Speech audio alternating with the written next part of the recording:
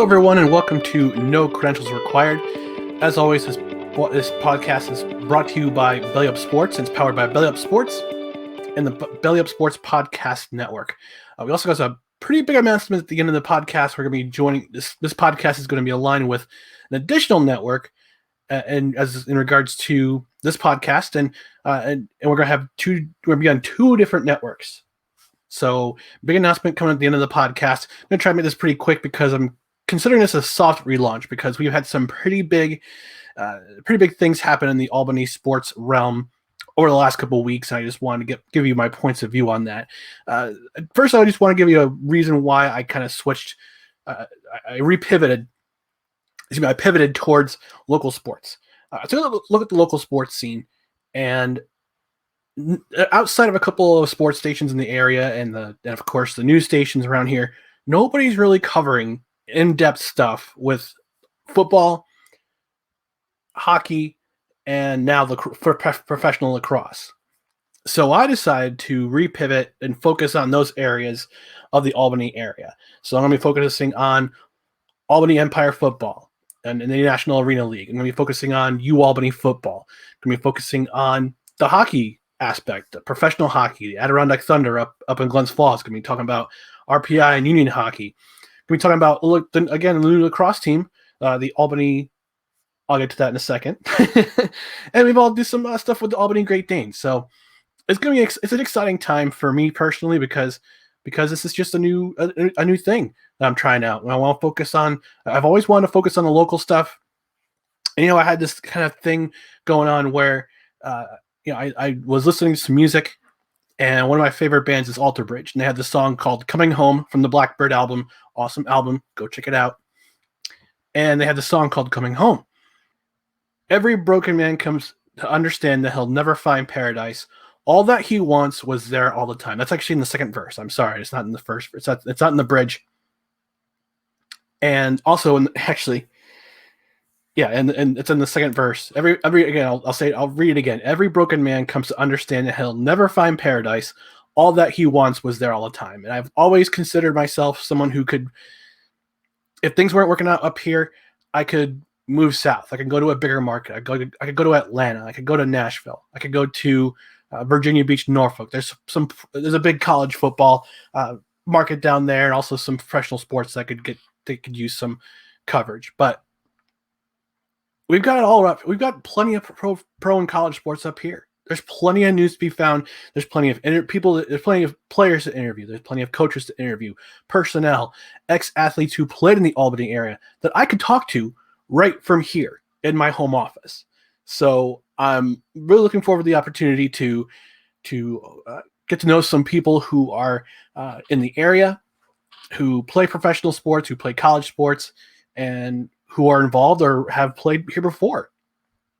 So that was a big thing that I really wanted to, that was a big reason why I've taken some time off to kind of repivot and just refocus all my energy on that. Get some, and just get some perspective and look at the landscape of the Albany sports area. So I'm looking forward to what's going on here. I can't wait for the opportunities to come once this whole pandemic comes to an end, and we're this close, folks. We're this close between vaccinations and people already having it. We're this close. It's close. So let me go ahead and start with the Albany name reveal. Albany and the National Lacrosse League name reveal. I actually had the opportunity to go on the Rod Peterson show. Rod Peterson was a guest on this podcast about three or four episodes ago. I had him on, and it was a great interview, great time.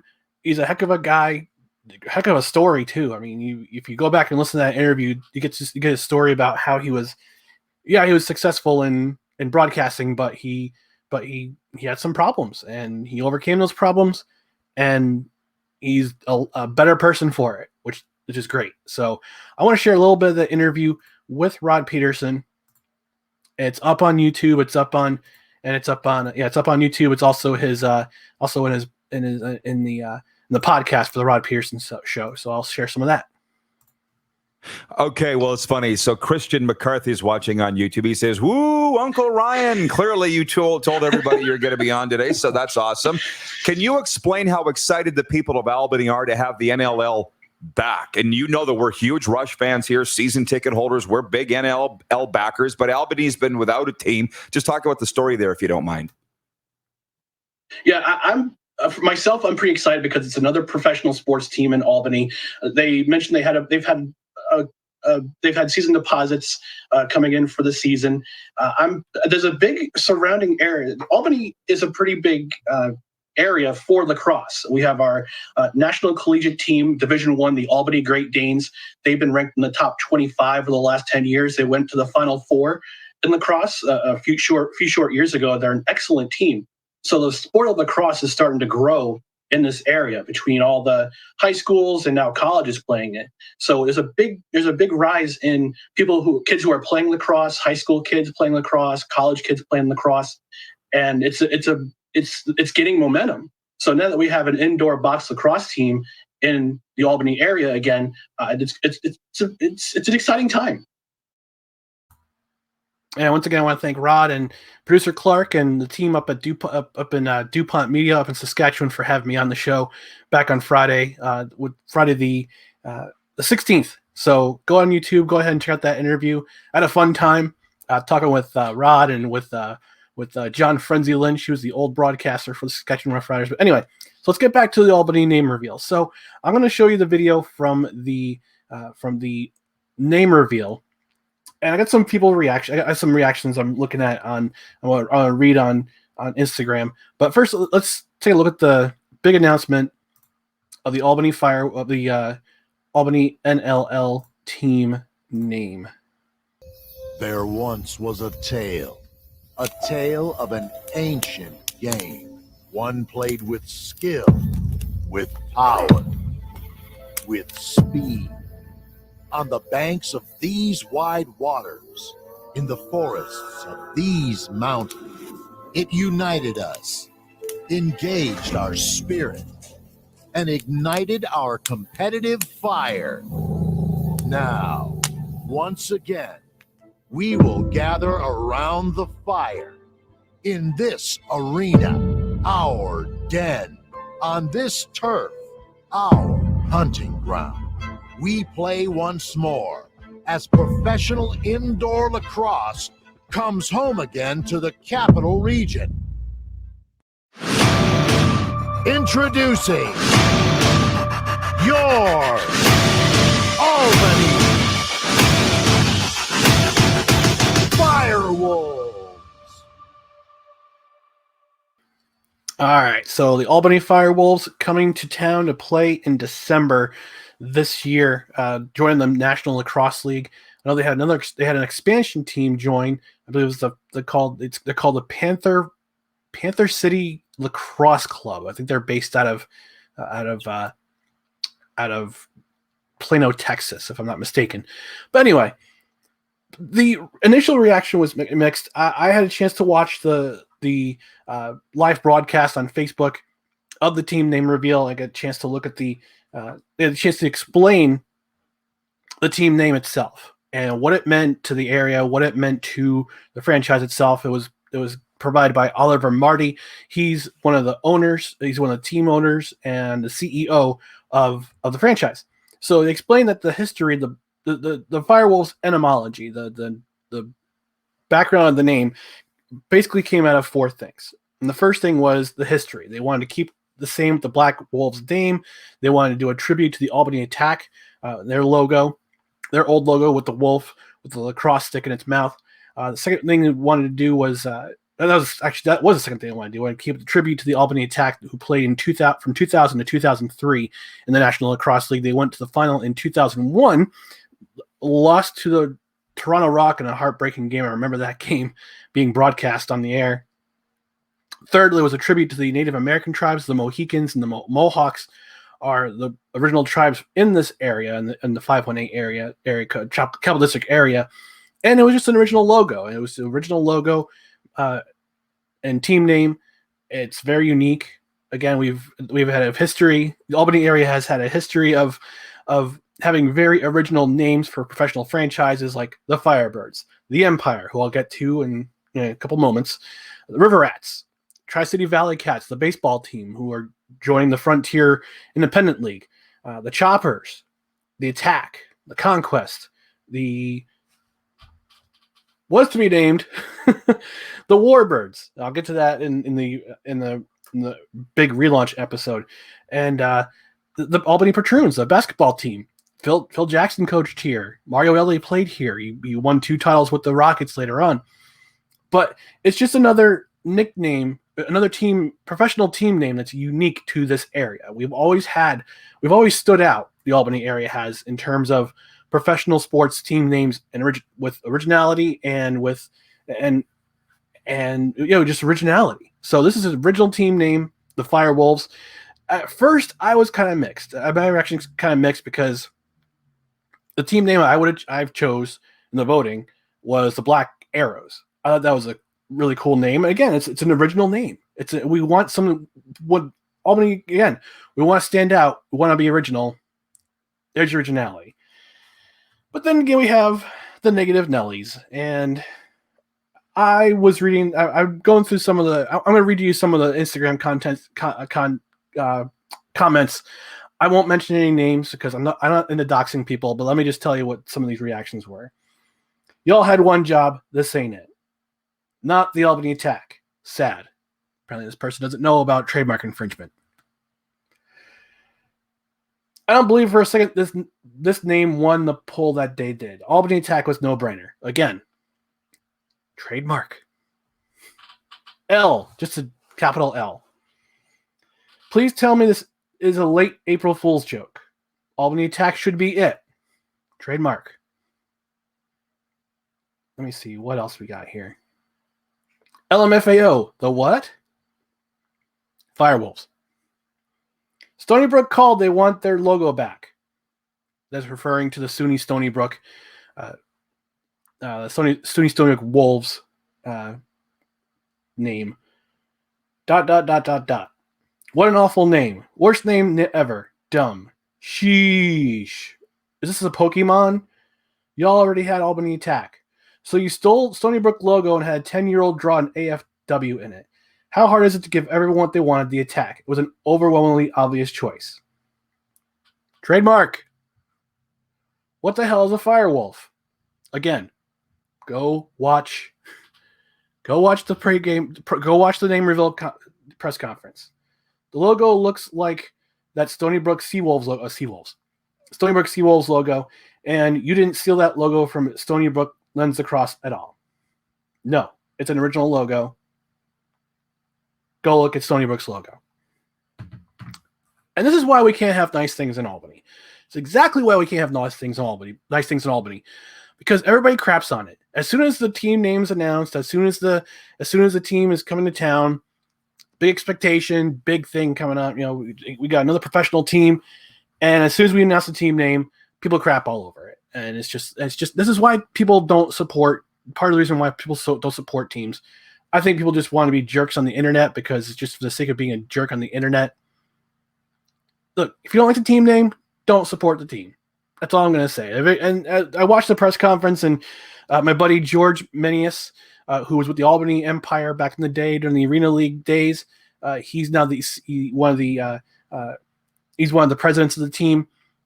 He is now run the show there. They've already got lots of season deposits. And I think there's going to be more season deposits. Lacrosse is a big thing in this area with you Albany and their success, and the men's success, and the women's success too. I'll get to that in just another couple moments, but I don't believe the audacity of people just to right away write them off because they don't like the team name. This is why we can't have nice things, guys. This is why we can't have nice things in the Albany area, because everybody, again, we just crap all over it. So I like the team name. Like I said, I didn't like it at first, but then they explained everything, why they had the team name. And it was just a cool thing. It was really cool. And I'm looking forward to seeing them in December. Hopefully we'll have some interviews with some players and maybe the coach of the team, and maybe some people from the front office can jump on too. And maybe even the team owner, Oliver Marty. Would love to have you would love to have that on the podcast, bud. Come on aboard. All right.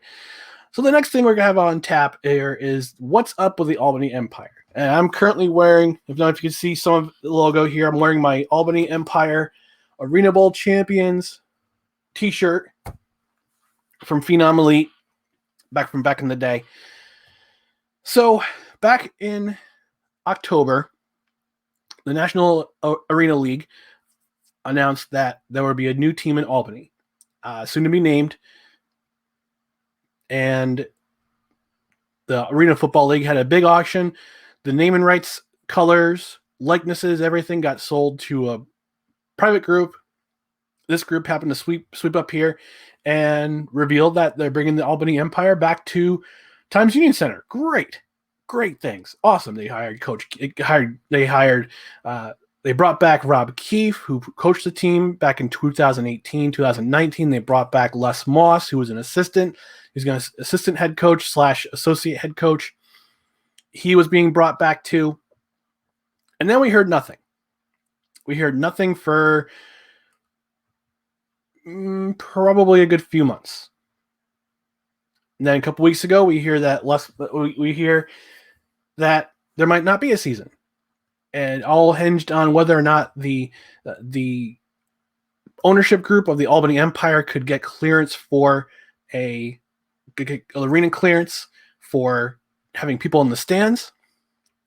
They went up getting it. They wanted 25% capacity, and either Albany County or New York State wouldn't budge on that because it's an indoor arena, and they feel that it's more of a chance people will spread to COVID. They'll spread the COVID around. There's more people in the arena.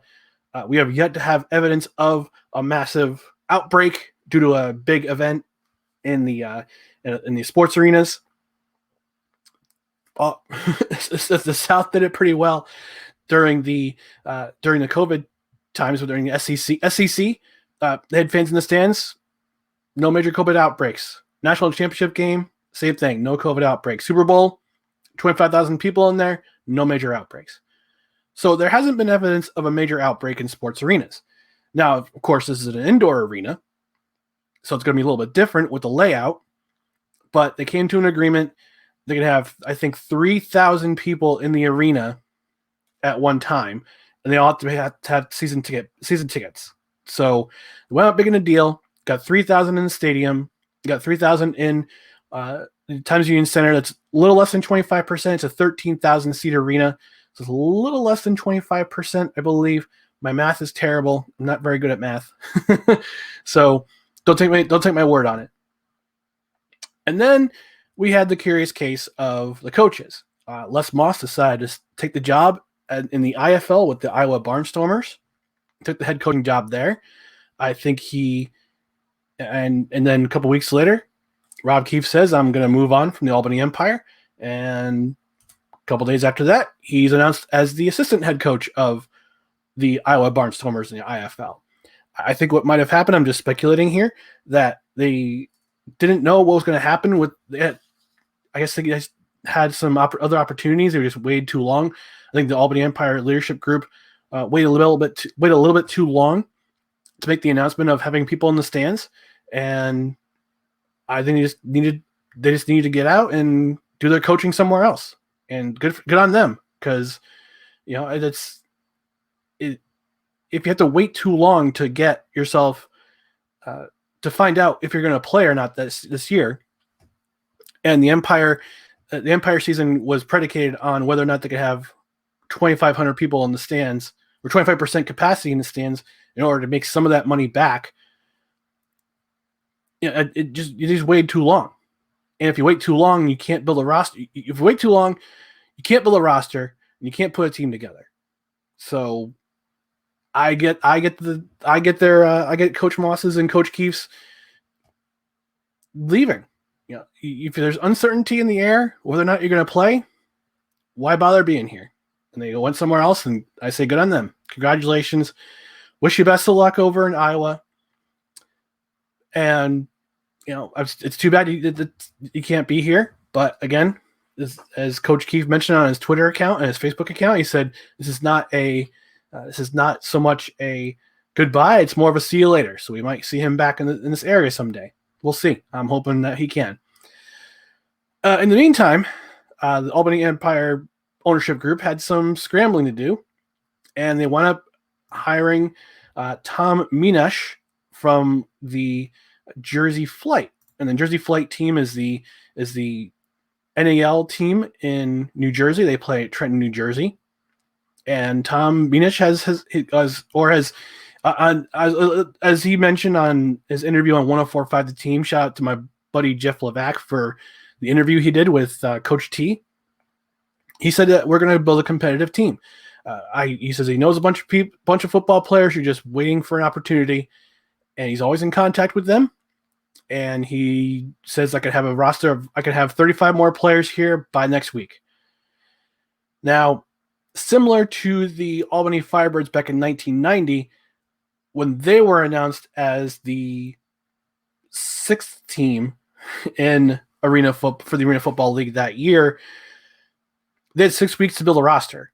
Coach Brick Buffington had 6 weeks to build a roster, and they did a pretty decent job with that. They went up missing the playoffs that year. This is a different league. And I encourage you to go to 1045's website to check that out. Check out the interview with Coach T. He says that he said that the National Arena League is a much different league than the Arena Football League, where it's just scoring. This is a little bit different of a league. I believe that.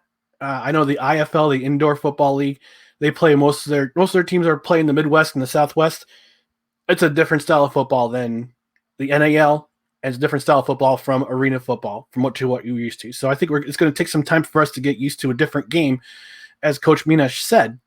I'm hoping to have an interview with him pretty soon myself. I need to find contacts to find who to reach the Albany Empire, because that information's on their webpage.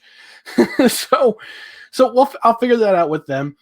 But in the meantime, they're gonna have to start building a roster. There's 6 weeks to the season. The season got pushed back again to May 29th, to a May 29th start.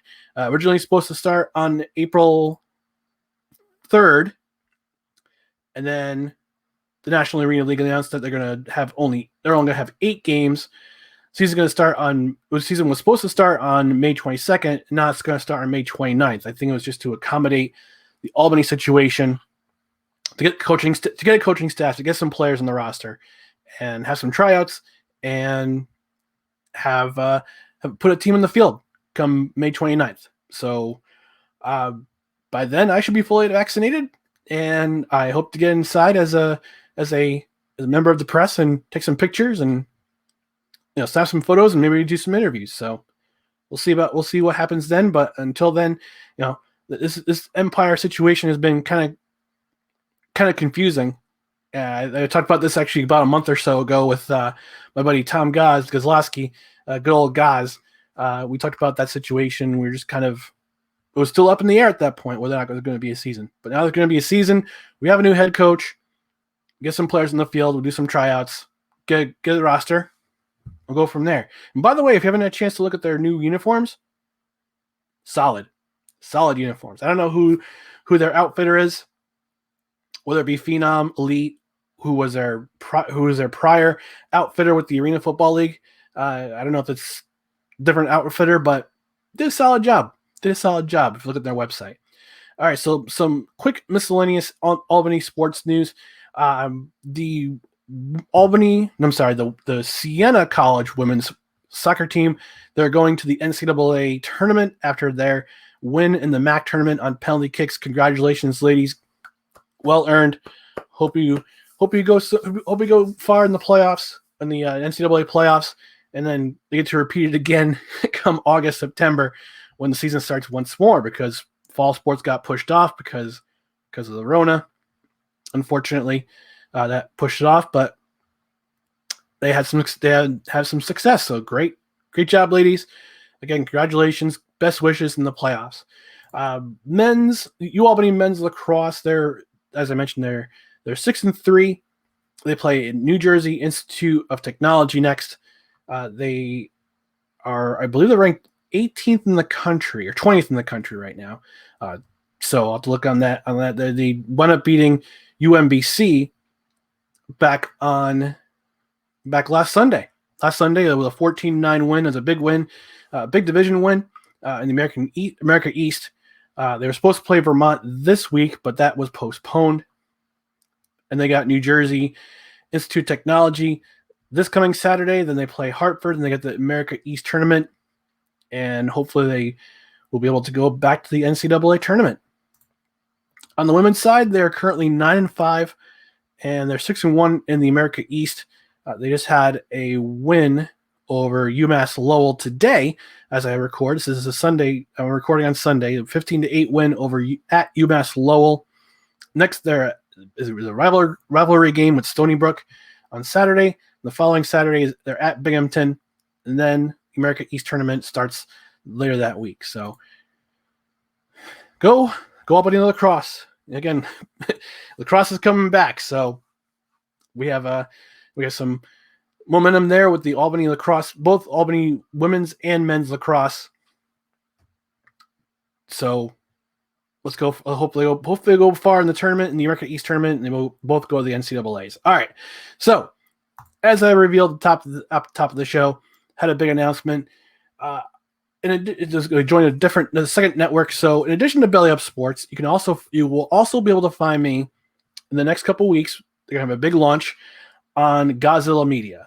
Again, this is from my buddy Tom Gazlowski. As many of the Albany area know him as Gaz from 104.5 The Team.